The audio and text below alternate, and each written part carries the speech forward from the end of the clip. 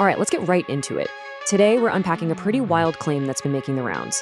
A former NASA scientist says he witnessed a secret military encounter with 7-foot-tall aliens, and he kept it quiet for decades. So, what's the story here? Let's break it down. So, the story, as it's laid out in the source material, starts like something straight out of a movie. You've got these three huge, dramatic elements right up front. The whole thing suggests an event that was buried deep under layers of national security, involving a ship of an absolutely impossible size and a witness with, well, some pretty incredible credentials. You know, this whole narrative really hinges on one single jaw-dropping claim that there was a secret landing at a remote U.S. Air Force base, an event that was supposedly kept under wraps for decades. And here's what makes this account so jarring. It's the detail. We're not talking about blurry lights in the sky or vague shapes. The beings are described with incredible specificity as a black race of extraterrestrials with this powerful, muscular, almost warrior-like build. And get this, it wasn't just a couple of them. The article claims that hundreds of these beings came out of a ship that was a mile long during this secret landing. I mean, that is an absolutely extraordinary assertion. And the credibility of this entire story really rests on the shoulders of just one man. So yeah, that brings us to the million-dollar question, right? Who on earth is making these claims? The source article builds its entire case on the credibility of one person, a Dr. Norman Berggren, a respected aerospace engineer with a pretty impressive background. And the source article really makes a point to lay out Berggren's credentials. It's not just his time at NASA or Lockheed Martin, but his actual foundational work on things like missile systems. The argument here seems to be that because he was so deeply involved in classified projects, he would have had access to information that you and I would never, ever see.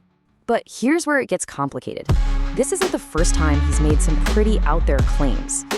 Decades before any of this, Berggren published a really controversial book called Ringmakers of Saturn. In it, he claimed that huge artificial objects were zipping around our solar system. That's a claim that put him way outside the scientific mainstream a long time ago. So, setting aside his past theories for a second, the article dives back into Berggren's direct testimony about the encounter itself. And honestly, his description of these beings is what makes the whole story so uniquely unsettling. The first quote isn't even about what they looked like physically. It's about how they carried themselves. It's about their aura of just absolute dominance. The description paints this picture of a species that is completely defined by victory. Then the account makes it really clear. Forget what you think you know about aliens.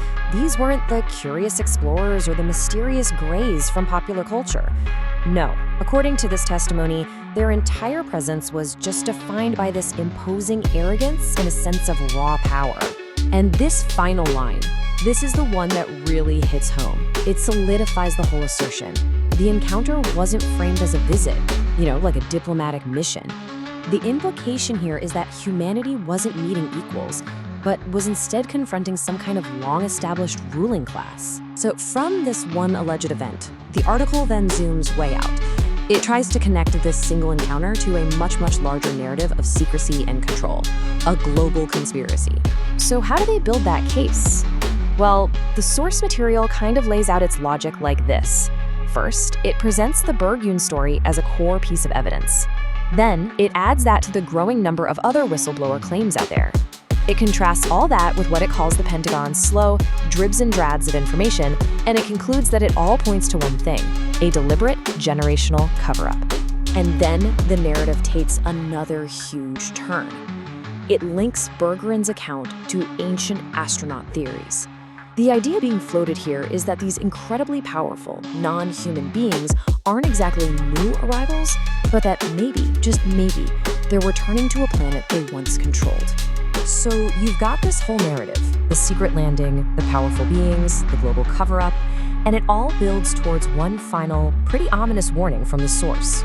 And that's Berggren's final quoted statement. It leaves zero room for misinterpretation.